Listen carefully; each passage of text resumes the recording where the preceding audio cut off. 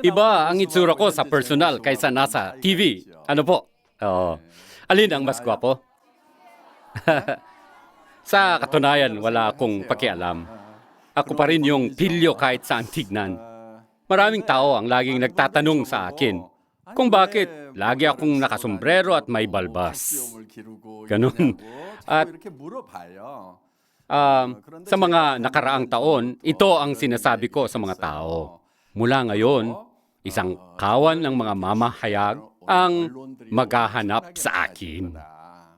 Kung ako ay napapalibutan ng maraming tao, mahihirapan sila sa paghahanap sa akin. Kaya, kailangang iba ang itsura ko kumpara sa iba. Tinitingnan ko ito base sa pananaw ng naghahawak ng camera at mga photographer. At napagtanto ko na kailangan kong maging karapat-dapat makuhanan ng litrato. Wala ang plastic surgery sa aking mga pagpipilian, kaya naisip kong magpatubo na lang ng balbas at magsombrero. Bagay na di kadalasang ginagawa ng mga Koreano. Sadyang planado ang itsura ko ngayon. Dahil naisip ko na baka lalabas ako sa TV. Nagkatotoo nga ito. Makalipas ang isang taon, lumabas ako sa espesyal na programa ng SBS. Nakita niyo ba ito? Mula nung pinalabas yon, may nagsabi sa akin, President Park, lahat ng iyong hula ay nangyayari na. Biglang tumayo ang aking mga balahibo. Maniniwala kayo sa akin. Kung maliwanag yung naisasalarawan ng isang bagay sa iyong imahinasyon, ito ay nagkakatotoo. Gayunpaman, maraming taong hindi nagpipinta ng tila buhay na larawan. Sumusuko na sila sa pagguhit pa lang. Hinding-hindi mangyayari ito sa akin. Ako, kumikita ng $50,000 kada buwan? No way! Umiiling na lang sila at pilit nilang kinukumbinsi ang kanilang sarili na hindi mangyayari sa kanila ito. Kaya wala ring mangyayari sa kanila. Dahil dito ang iniisip nila. Para sa akin, sigurado na ako noon na magkakaroon ng interes ang media sa akin. Sigurado akong dudumugin nila ako. Malinaw ang larawan sa aking imahinasyon kung ano ang mangyayari sa kinabukasan. Ilan sa mga bagay na imagine ko 2 taon na ang nakalipas ay talagang nagkakatotoo. Tingnan nyo, kung ipintan nyo ang detalyadong larawan ng naghahawak ng camera at mga photographer, kailangang ipintan nyo ng malinaw at makulay na buhay ang iyong sarili na yumayaman. Kailangang ipintan nyo ngayong gabi. Kung hindi nyo makikita ang buhay ng larawan ng iyong sarili ngayong gabi, huwag kayong matutulog. Kung matutulog ka, magigising kang isang pulubi kinabukasan. Kung sa kabilang dako, kung malinaw ang pangarap na bagong sarili, bago matulog, ipapanganak ka muling isang mayaman paggising mo. Kailangang labanan ang iyong sarili hanggang sa araw na kumbinsido kang kikita ng $50,000 kada buwan. Kailangan mong pabagsakin ang boses na lagi nagsasabing, hindi! Pabagsakin mo ito sa pamamagitan ng pagsabi ng oo! Kung hindi mo kayang labanan ang boses na yan, mananatili kang mahirap habang buhay. Hindi ka lang mananatiling mahirap, ipapasa mo rin ang kahirapan sa iyong mga anak. Hindi ba't sinabi ng bagong promote na masters ngayong araw na isang kasalanan ang pagpasa ng kahirapan sa ating mga anak? Sinabi niyang hindi niya gagawin ang kasalanang ito, kaya gagawin niya ang lahat ng kanyang makakaya upang magtagumpay. Lahat kayong naririto ngayon ay dapat kasing tapang niya. Kailangan niyong gawing mayaman ang inyong sarili sa inyong mga utak. Wala na kayong magagawa sa inyong nakaraan. Ano man ang inyong gawin, wala kayong magagawa. Hindi magbabago ang inyong nakaraan, hindi ba? Kahit ang pagbabago sa kasalukuyan ay napakahirap. Ano man ang gagawin natin? Kung ngunit, ang iyong kinabukasan ay maaaring magbago. Paano mo ito mababago? Kailangan nasa kinabukasan ka na. Siyempre, wala pa dito ang kinabukasan. Hindi pa dumadating ang kinabukasan, hindi ba? Ang iyong kinabukasan sa loob ng 1 taon, 2 taon, 5 taon at 10 taon ay hindi pa dumarating. Sa ngayon, kailangan mong maglakbay sa susunod na 5 o 10 taon. Dahil hindi pa dumarating ang bukas. Pwede mo pang pagpasyahan kung ano ang magiging itsura mo. Depende sa kung ano ang gusto mong gawin.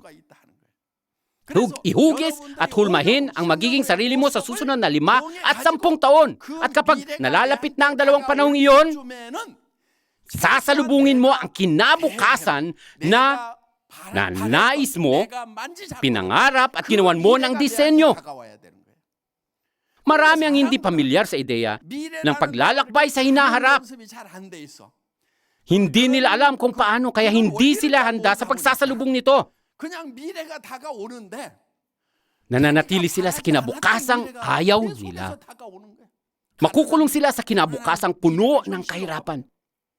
Hindi lang sila magiging mahirap, tatanda rin sila.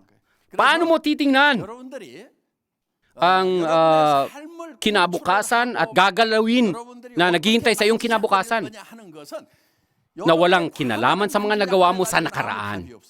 Gayunpaman, may mga tao pa rin hindi kayang palayain ang kanilang sarili sa nakaraan. Kalimutan mo na ang nakaraan. Bakit? Wala kang mararating kung paghahawakan mo ang iyong mga nakaraang tagumpay. Kaya mo bang palitan ang iyong nakaraan? Hindi! Ito ang dapat mong gawin. Ito ang kinabukasang hindi pa dumarating. Ito ang iyong kasalukuyan at ito ang iyong nakaraan. Ito ang daloy ng panahon. Sa dakong ito ng panahon, hindi mo kayang balikan ang nakaraan at palitan ang mahirap na ikaw. Wala ka ring magagawa sa kasalukuyan. Ang pwede mo lang gawin ay pumunta sa kinabukasan. Paano ka makakarating doon? Sa iyong imahinasyon. Ang ating isipan ay maaaring maglakbay sa nakaraan sa kinabukasan.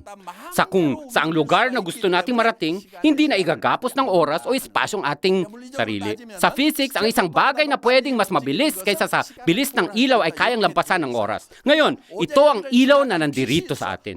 Kung gaya mong habulin ang ilaw na yun, maaari kang makapaglakbay sa kahapon. Ngunit hindi natin kayang habulin ang ilaw na yun. Ang ating kaisipan kaya. Kaya nito. Ang pag-iisip ay ginagawa ng ating espiritu. At mas mabilis ito kaysa sa bilis ng ilaw. Isipin mo ang lugar kung saan ka dating naglalaro nung bata ka pa. Isipin mo ang iyong probinsya at isipin mo ang huling biyahe mo sa ibang bansa. Hindi ba't kaya nating mabilis na pagpapalit-palitin ang mga ito? Kung gayon, anumang mas mabilis kaysa sa bilis ng ilaw ay kayang lagpasan ng oras. Sa madaling sabi, ang konsepto ng time machine ay sinasabi ko sa inyo, meron tayong ganoong itsura. Gamit ng kakayang ibigay sa atin ng Diyos. Kaya nating maglakbay sa kinabukasan. Kaya nating maglakbay sa 5 o 10 taon mula ngayon. Tinakda na ba ang kinabukasang ito o hindi? Hindi pa. Maaari kang maging mayaman o mahirap sa kinabukasan. Kailangang mauna kang maglakbay doon. Sasabihin mo sa iyong sarili kung ano sa pagkatapos ng 5 taon. Anong klase ng sasakyan ang iyong minamaneho? Anong klase ng bahay ang iyong tinitirhan? At kung paano ka nagbibigay sa mga taong nakapaligid sa iyo? Kailangan ipesto mo ang sarili mo sa kinabukasan sa pamamagitan ng pagpaplano. Sa madaling salita, kailangan gawin mo ang mga kailangang gawin upang makamit mo ang lahat ng iyong mga ninanais. Kung hindi mo agahan ang paggawa ng mga bagay na kailangan gawin, makakasalubong mo ang mga di ka nais-nais na mga bagay sa daan. Nakikita mo ang mga pulubing zombie na gumagapang sa iyo ngayon. Hindi pwedeng ipagsawalang bahala ang anumang mga dumating o magrereklamo at iyakan ito. Hindi pa huli ang lahat. Pumunta ka 5 taon o 10 taon ang makalipas. Pumunta ka na ngayon at ihanda ang mga kailangan. Huwag mong hayaang gapangin ka ng kinabukasang hindi mo pinaghandaan, hindi mo plinano at hindi mo pinangarap. Kailangang maglakbay ka na doon ngayon. Gawin mo ang mga magagandang paglakbay ngayong gabi. Sa sandaling ito, lahat ng iyong naisip ay dapat 3 o 5 taon mas maaga kaysa sa ngayon upang magawa niyo ang kinabukasang ayon sa iyong kagustuhan. Kailangan mong siguraduhing balanse ang iyong kinabukasan. Kailangang magkaroon ka ng balanced life. Nag-aalaga sa mga kapuspalad na nakapaligid sa iyo, nakikipagkapwa tao at natututo. Ngayong gabi, ilarawan mo ang iyong sariling namumuhay ng may balanced life. Ginagawa ang lahat ng mga bagay na gusto mong gawin. Sa susunod na 3, 5 o 10 taon, dapat naroon ka na 3 o 5 taon sa hinaharap na natutuwa sa bago mong sarili na malakas, na naninindigan sa iyong mga paniniwala. Hayaan niyong ibahagi ko sa inyo ang ibig kong sabihin sa follow the faith. Ang paniniwala sa isang bagay na nakikita mo ay hindi pananalig. Hindi nakikita ng iba ang bagong ikaw makalipas ang 5 taon na mayroong balanced life. Ngunit kailangan mong magtiwala sa iyong bagong sarili at panindigan ito ng may kasamang pananalig. Yan ang ibig kong sabihin sa follow the faith. Susunod, baguhin ang katotohanan na hindi ka nasisiyahan sa kung ano ang magpapasya sa iyo. Mangyaring tandaan na ang tao ay nagtataglay ng espiritual na kakayahan upang lampasan ang oras. Sa pamamagitan nito, ang ating nakaraan at kinabukasan ay hindi na kailangang baguhin. Ang ating hinaharap ay maaaring maging isang bagay na lagi nating ninanais. Tayo ay bibigyan ng kakayahang baguhin ang ating sarili. Ang kayang gawin nito ay magtagumpay, kaya ngayong gabi, ipipinta mo ang iyong bagong ikaw na may balanced life na kumikita ng 50 hanggang 70,000 dolyar kada buwan. Kung malinaw mong naipinta ang larawan sa iyong isip, panghahawakan mo ito kapag ang hinarap sa wakas ay naging kasalukuyan sa loob ng 5 taon. Ito ang iyong magiging katotohanan. At talagang kikita ka ng 50 hanggang 70,000 dolyar kada buwan. Muli, kailangan mong maisalarawan ang bago mong sarili na gusto mong maging sa loob ng 5 hanggang 10 taon. Iukit ang imaheng iyon sa iyong utak at huwag mo itong buburahin kung magagawa mo yan. Magtatagumpay ka. Ang imaheng yan ang mag-uudyok sa iyo. Sabi ng iba, mahirap gawin ang negosyong ito. Hindi mahirap na negosyo ang Atomy. Ang kailangan mo lang gawin ay sabing, subukan nyo itong napakagandang produkto.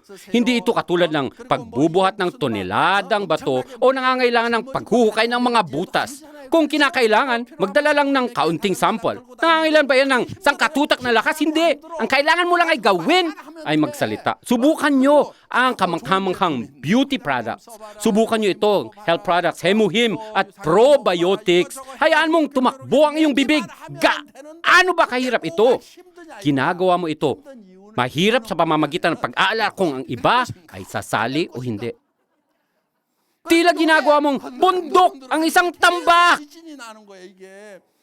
Ang iyong negatibong pag-iisip ang nagpapahirap sa iyong gawin ang trabahong ito. Mga kaibigan, makinig kayo sa akin. Sa tingin nyo ba ay mahirap ang pagdadala ng kaunting sample? Mababali ba ang mga daliri mo kapag binuhat mo ang mga ito?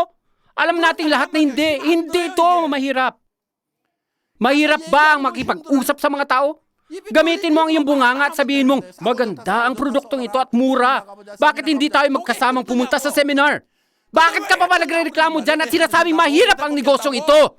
Kailan ba kita sinabi ang gagawa ng isang bagay na imposible? Nasa iyo yan, nababali ang mahina at pabago-bago mong isip tungkol sa bagay na hindi makatotohanan. Makakayanan ko ba ito? Mamamatay na ata ako. Kahit saan mo tignan, hindi mahirap ang negosyong Atomy. Tumigil ka na sa iyong pagdadailan. Alam ng Diyos na hindi ko ginawang mahirap ang sistemang ito. Alam ng Diyos na kahit sino ay maaaring magtagumpay sa sistemang ito. Kung talagang mahirap itong walang makakatuntong sa Royal Leaders Club. Ang negosyong Atomy mismo ay hindi mahirap. Bakit kaya tila mahirap ito? Dahil puno ng pagdudura ang iyong isip. Ang iyong kalooban ay pataas-baba at pabalik-balik. Hanggang sa nararamdaman mong nahihilo ka na at sumasakit ang tiyan. Tumigil ka na sa pagdadahilan. Sinasabi ko sa iyo, panindigan mo ang iyong paniniwala. Isulat mo ang iyong life scenario ngayong gabi. Pagkatapos mong isulat ito ang mga kailangan mong gawin upang magkatotoo ang mga ito. Ipakita mo sa taong pinakamalapit sa iyo. Mahal, kikita ako ng 50,000 dolyar kada buwan. Basta maghintay ka lang ng 5 taon, bibilhan kita ng Mercedes. Kahit na marinig mong nababaliw ka na. Huwag kang matitinag. Naintindihan mo? Sabihin mo sa iyong mga anak, hindi mo na kailangan magtrabaho para mabuhay. Kikitain ni nanay at tatay ang mga perang para sa inyo. Kahit na hindi na kayo kailangan magtrabaho para kumita. May mga mas makabulang bagay sa buhay na pwede niyong pagtrabahuan. Sa halip na maghanap ng iyong sariling mga natamo, simula ng pamumuhay para sa kapakanan ng iba. Ayos lang kung hindi kumita ng pera kung nahanap mo ang kahulugan sa ibang trabaho. Humayo kayo at gawin ang anumang ninanais nyo. Ipahayag mo ang iyong plano sa iyong mga mahal sa buhay. Kikita ako ng 30 hanggang 70,000 dolyar kada buwan. Sabihin mo sa iyong mga kaibigan at sa kanilang mga aso ang iyong plano. Kung hindi mo sasabihin sa mga kakilala mo sa buong mundo at isikreto lamang ang iyong plano, sasayangin mo lang ang mga mahalagang na itala mo. Aalis mo lang ang lahat ng mga pangako mo sa iyong sarili at magkukunwaring ikaw ay minsang nasapian. Kung gayon, kailangan mong ipagsigawan sa buong mundo ang iyong plano. Makakasalubong ka ng mga sagabal sa daan. Mangyayari ito, kaya maaring maisip mong sumuko. At sasabihin ng iyong anak na babae, na hindi ba kailangan ko nang bumalik sa trabaho? Ito dapat ang gigising sa'yo. Sasabihin ng asawa mo, anong nangyari sa aking Mercedes? Sa ganitong paraan, hindi ka na makakatakas sa nakatakda mong kinabukasan. Ito ang dahilan kung bakit gusto mong siguraduhin sabihin sa lahat ang iyong plano.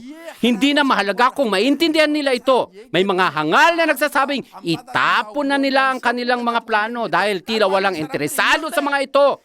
Ang iyong pagpapahayag ay hindi para kanino man, kundi para sa iyo.